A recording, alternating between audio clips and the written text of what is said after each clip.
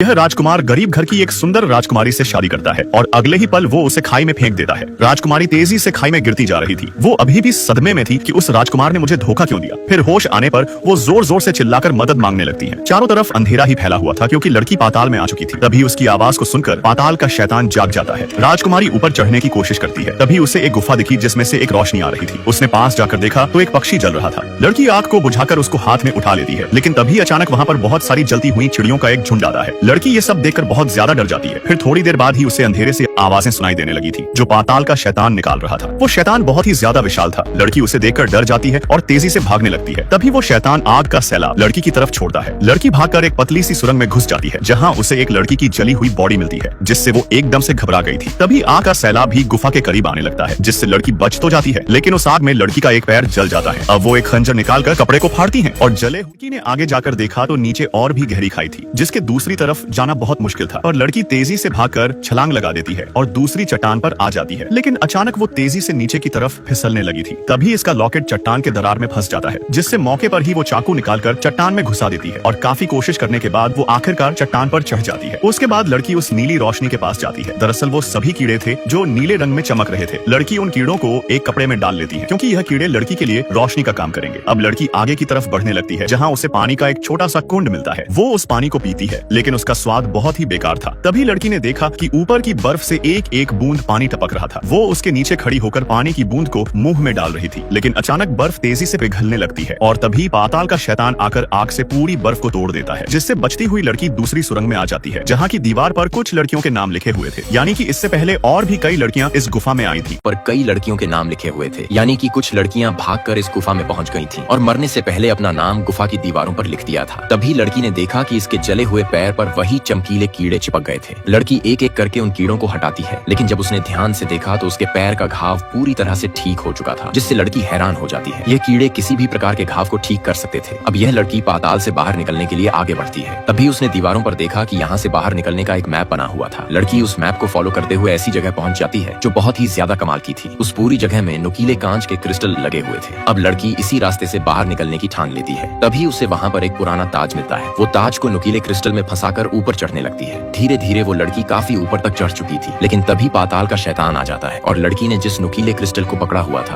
वो क्रिस्टल टूट जाता है, जिससे लड़की सीधा नीचे गिरने। वहीं पर ही नीचे पाताल का शैतान मुंह खोलकर खड़ा था, लेकिन तभी लड़की उस ताज को दूसरे क्रिस्टल में फंसा देती है और जैसे तैसे करके आखिरकार वो ऊपर तक पहुंच जाती है। तभी इस लड़की को एक नई उम्मीद दिखाई देती है। इसे बाहर जाने का रास्ता मिल जाता है। वो खुशी खुशी यहाँ से बाहर जाने लगती है, लेकिन तभी लड़की ने देखा कि इस चट्टान की ऊंचाई बहुत ही ज्यादा थी जहाँ से उतरना नामुमकिन था, जिससे लड़की रोने लगती है और थोड़ी देर बाद ही इसे नीचे कुछ लोग दिखाई देते हैं। वो जोर जोर से चिल्लाकर उनको आवाज लगती है, लेकिन इसकी आवाज उन लोगों तक नहीं पहुंच पा रही थी। तभी अचानक सामने ड्रैगन आ जाता है, जिससे लड़की बहुत ज्यादा डर जाती है। ड्रैगन लड़की पर आग का सैलाब छोड़ने वाला था, लेकिन तभी ड्रैगन को कुछ आवाज सुनाई देती है, जिससे ड्रैगन उस आवाज की तरफ चला जाता है। वो लोग इसी लड़की को आवाज लगा रहे थे जो अब गुफा के अंदर पहुंच जाते हैं, जिसमें यह बुढ़ा उस लड़की का पिता था। वो लड़की अब अपने पिता को ढूंढने निकल पड़ती है, लेकिन आगे चलकर लड़की को बहुत सारे सोने के गहने मिल जाते हैं। तभी यहाँ पर 3 अंडों से उस ड्रैगन के बच्चे बाहर आ जाते हैं, जिसे सैनिक मार डालते हैं। फिर तभी वहाँ ड्रैगन आ जाता है और पल भर में सारे सैनिकों को नरक पहुंचा देता है। अब सिर्फ लड़की का पिता ही अकेला बचा था। वो ड्रैगन बहुत ही ज्यादा गुस्से में था। अब इस ड्रैगन ने लड़की के पिता को अपने पंजों में दबा लिया था। आदमी की आंखों में मौत छलक रही थी। मरने से पहले पिता को अफसोस होने लगता है कि उसने अपनी बेटी की शादी गलत बंदे से कर दी थी। तभी ड्रैगन अपने नाखून इसकी छाती में घुसाने लगता है। पिता को दर्द में देखकर लड़की के मुंह से आवाज निकल जाती है, जिससे ड्रैगन उस लड़की की तरफ जाने लगता है। लेकिन वहीं पर ही एक आदमी के पैर पत्थरों से टकरा जाते हैं, जिसकी आवाज सुनकर ड्रैगन उसकी तरफ जाता है और उसे पंजों में उठाकर मार देता है। उसी समय वो लड़की मौका देखकर रस्सी से ऊपर की तरफ चढ़ने लगती है, पर तभी वो ड्रैगन वहाँ पर आकर आग बरसा देता है। लेकिन उससे पहले ही वो लड़की ऊपर चढ़ जाती है और आग से बचते हुए पाताल से बाहर निकल जाती है। फिर घोड़े पर बैठकर वहाँ से भागने लगती है, लेकिन वो ड्रैगन इसे नहीं छोड़ने वाला था। तभी वो ड्रैगन बाहर निकलकर लड़की के पीछे आने लगता है, लेकिन तभी लड़की घोड़े से नीचे उतर जाती है। वो ड्रैगन तेजी से घोड़े की तरफ आता है और अपनी आग की ज्वाला घोड़े पर बरसा देता है। उस ड्रैगन ने गुस्से में पूरी जगह को जलाकर राख कर दिया था, क्योंकि वो समझ चुका था कि वो राजकुमारी अभी भी जिंदा है। अब यहाँ पर इस महारानी ने उस राजकुमारी की बहन को बंदी बना लिया था और उसे भी ड्रैगन के पाताल में फेंक देती है। जब राजकुमारी को इसके बारे में पता चला तो वो अपनी बहन को बचाने वापस ड्रैगन की गुफा की तरफ निकल पड़ती है, उनके पाताल में चली जाती है। उसने ड्रैगन का ध्यान भटकाने के लिए एक जाल बिछा दिया था और जब ड्रैगन उसकी बहन को मारने जा रहा था उसी समय कवच नीचे गिर जाता है, जिसे सुनकर ड्रैगन उसकी तरफ चला जाता है। इसी मौके का फायदा उठाकर राजकुमारी तुरंत अपनी बहन के पास आती है और उसे उठाकर यहाँ से जाने लगती है, लेकिन तभी वहाँ पर वो ड्रैगन आ जाता है और उनको ढूंढने लगता है। तभी राजकुमारी हाथ में तलवार लेकर इसके सामने खड़ी थी। ड्रैगन कहता है, इस तलवार से तुम मेरा बाल भी बांका नहीं कर सकती। पाती। फिर राजकुमारी कहती हैं, यह तो वक्त ही बताएगा। अब राजकुमारी ड्रैगन से मुकाबला करने के लिए बिल्कुल तैयार थी। फिर ड्रैगन जैसे ही आग छोड़ने के लिए मुंह खोलता है, तभी राजकुमारी तलवार को उसके मुंह में घुसा देती है और पानी में जाकर गिर जाती है। लेकिन तभी ड्रैगन ने मुंह से तलवार निकालकर राजकुमारी को अपने पंजों में पकड़ लिया था और उसकी पसलियां में अपने नाखून घुसा दिए थे। तभी राजकुमारी खंजर निकालकर उसकी एक आंख फोड़ देती है, जिससे ड्रैगन उसे उठाकर दूर फेंक देता है। अब राजकुमारी एक बड़ी सी तलवार को उठा लेती है और ड्रैगन की तरफ दौड़कर उसके गले के बीचों बीच तलवार को घुसा देती है। तभी ड्रैगन उसे पंजे में पकड़ लेता है, पर लड़की फिर से उसके हाथों पर वार कर देती है, जिससे ड्रैगन बहुत कमजोर हो जाता है और अपनी ही आग की ज्वाला में आधा जल जाता है। अब ड्रैगन पूरी तरह से अधमरा हो चुका था। राजकुमारी तलवार लेकर उसके पास जाती है और कहती है कि तुमने न जाने कितनी ही मासूम लड़कियों की जान ली होगी, जिससे ड्रैगन कहता है कि मुझे मार दो। लेकिन राजकुमारी ने तलवार सीधा उसके सीने में डालने के बजाय जमीन में घुसा दिया था। फिर पानी से वही चमकीले कीड़े को निकाल कर लाती है और ड्रैगन की जली हुई जगह पर रख देती है। यह कीड़े बड़े से बड़े घाव को चुटकियों में भर देते हैं और यहाँ पर एक बहुत बड़े भव्य महल को दिखाया जाता है, जहाँ राजकुमार फिर से किसी और लड़की से शादी कर रहा था। तभी यहाँ पर एक सिक्का लुढ़कता हुआ आता है और तभी वो राजकुमारी भी यहाँ पर पहुंच जाती है। इन्हीं लोगों ने इस राजकुमारी को ड्रैगन के पाताल में फेंक दिया था और अब यह लोग राजकुमार की दूसरी लड़की से शादी करवाकर उसकी भी बलिस देने वाले थे। लेकिन उससे पहले ही वहाँ पर ड्रैगन आ जाता है और अपनी ज्वाला से सभी पापियों को जलाकर राख कर देता है। वो बड़ा सा सुंदर महल भी पूरी तरह से जलकर खाक हो चुका था। राजकुमारी ने उस ड्रैगन को अपना गुलाम बना लिया था।